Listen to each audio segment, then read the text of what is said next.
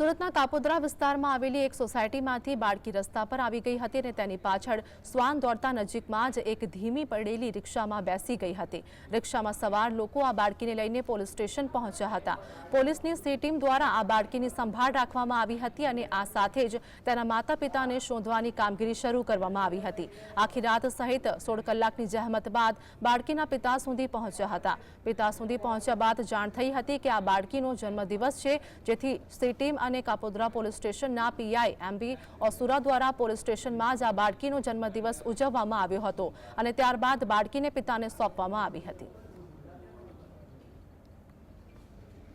ચાલુ કરેલી, આજુબાજુના પોલીસ સ્ટેશનોમાં પણ જાણ કરેલી, કંટ્રોલ રૂમમાં પણ જાણ કરેલી, પરંતુ સવાર સુધી એમના કોઈ વાલી વારસ મળી આવેલ નહીં, જેથી દીકરીને સી ટીમ પાસે સાચવીને રાખેલ અને આજ પણ આખો દિવસ સુધી સતત સી ટીમ 16 કલાક સુધી મહેનત કરી અને એના પિતાશ્રીને શોધી કાઢેલ।